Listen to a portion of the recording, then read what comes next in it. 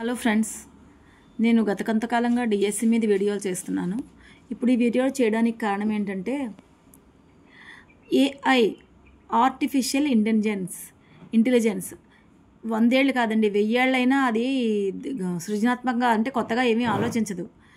అది తాజాగా ఎవరు చెప్పారంటే మైక్రోసాఫ్ట్ అధినేత బిల్ గేట్సే చెప్పారు. ఇది నిజమే కదండి. ఉద్యోగాలు పోయే ప్రమాదం ఉందని ఆందోళన తాజాగా ఆయన స్పందించాడు. ప్రోగ్రామింగ్ రంగంలో ఏఐ మనకు సహాయకారిగా వ్యవహరిస్తుంది, తప్పులను గుర్తించి సాయం చేస్తుంది, కానీ పూర్తిగా ప్రత్యామ్నాయంగా మాత్రం మారదు. క్లిష్టమైన సమస్యను సృజనాత్మకంగా పరిష్కరించడం ప్రోగ్రామింగ్ అత్యంత సవాల్తో కూడుకున్న అంశం. యంత్రాలు దాన్ని చేయలేవు. యుక్తాయుక్త విచక్షణ, ఊహాత్మక ఆలోచన ధోరణి, పరిస్థితులకు అనుకూలమైన సర్దుబాటు అనేది ప్రోగ్రామింగ్కి అవసరం. అవి ఏమీ యంత్రాలు చేయలేవు. ఏఐ అనేది ఒక యాంత్రికమైంది ఎలా చేస్తుందండి? ఎప్పుడు ఏ యంత్రమైనా మనిషి తయారు చేస్తుందే కదా. మనిషికున్న ఆలోచన శక్తి ముందు ఏ కంపెనీలు వచ్చినా ఉపయోగం లేదు. ఆఖరి కంప్యూటర్ కనిపెట్టింది కూడా మనిషే కదండి. కంప్యూటర్ ఎంత స్పీడ్గా ఏదన్నా చేయగలదు, ఏఐ ఏదన్నా కొత్తగా చేయగలదు, అది కూడా మనిషి యొక్క జ్ఞానం నుంచి వచ్చిందే, మనిషి తయారు చేసిందే. నాకు ఇప్పుడు ఒకటి అనిపిస్తుందండి, డిఎస్సి ఎగ్జామ్స్ కూడా ఏఐకి అప్పచెప్పారా సారు?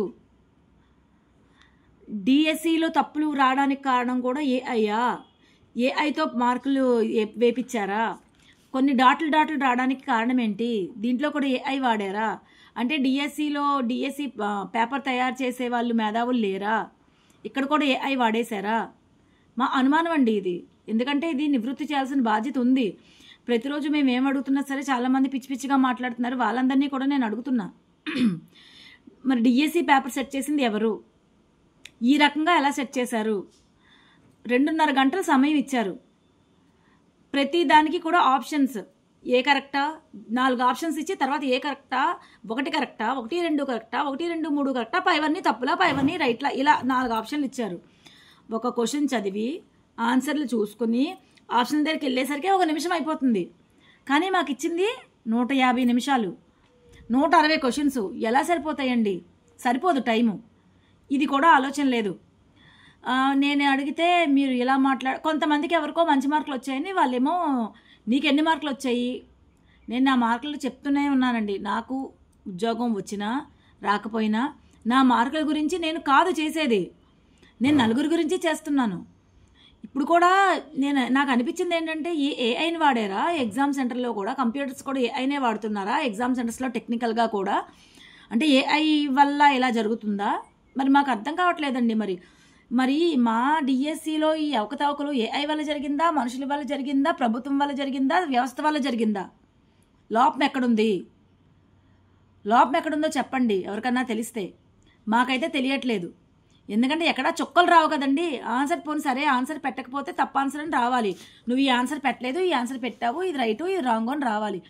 అంతేగాని చుక్కలు వచ్చేవి కదా. 160 ప్రశ్నలు పెడితే 150 చుక్కలు వచ్చేసి 10 ప్రశ్నలకి ఆన్సర్లు ఎక్కడన్నా వస్తాయా? ఏదేదో మాట్లాడతారు కొంతమంది. నేను చేసే వీడియో చాలామందికి ఉపయోగపడుతుంది కాబట్టే చేస్తున్నానండి. చాలామంది మాట్లాడలేని వాళ్ళు మాట్లాడలేని బయటకు వచ్చి మాట్లాడే ధైర్యం లేని వాళ్ళ గురించి చేస్తున్నాను, వాళ్ళందరి తరపుని. కానీ నేను ఇలా చేయడం వల్ల ఎందుకో కొంతమందికి చాలా ఇబ్బందిగా ఉంది. దేనికా ఇబ్బంది అని మీకన్నా తెలిస్తే బాగుంటుంది. ఈరోజు విద్యాభవన్ ముట్టడి, ఇదైనా సవ్యంగా విద్యాభవన్కి వెళ్తున్నారు అందరూ, స్టూడెంట్స్ అందరూ వాళ్ళ బాధలు చెప్పుకోవడానికి. ఇదన్నా సవ్యంగా చేయనిస్తారా, లేకపోతే పోలీసులతో అరెస్టులు చేపిస్తారా, ఏం చేపిస్తారో అనేది మీ విజ్ఞతకే వదిలేస్తున్నాం. ఇప్పుడు నాకు అర్థం కాదు ఏంటంటే, డిఎస్సిలో కూడా ఏఐ టెక్నాలజీ వాడారా, అందుకని ఇలా జరుగుతుందా? ఏఐ కూడా మనిషి కనిపెట్టిందేనండి. మనిషి మెదడుకు మించింది ఏదీ లేదు. ఏఐ వల్ల చాలామంది ఉద్యోగాలు పోతున్నాయి. మనుషులు చేసిన వాళ్ళు అంతా బాగానే ఉందండి. ఈ ఏఐ రావడం వల్ల ప్రతిదీ కూడా సృష్టి ఎక్కువైపోతుందండి. పనికిరానివన్నీ సృష్టించేస్తున్నారు. ఒక మనిషిని వేరేలాగా సృష్టించేసి ఒకరిని ఇంకొకరిని క్రియేట్ చేసేసి క్రియేటివిటీ ఎక్కువైపోతుంది. అది పనికొచ్చే క్రియేటివిటీకి వాడట్లేదు, తప్పులు జరగడానికి ఎక్కువగా వాడుతున్నారు ఏఐని ఉపయోగించి. మంచికి ఉపయోగిస్తే పర్లేదండి, ఏదైనా చెడుకు ఉపయోగించకూడదు కదా. ఇదండి నేను చెప్పదలుచుకుంది.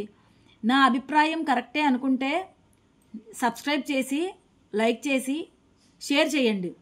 నా అభిప్రాయం తప్పు అనిపిస్తే నా ఛానల్ చూడకండి, సబ్స్క్రైబ్ చేయకండి, షేర్ చేయకండి.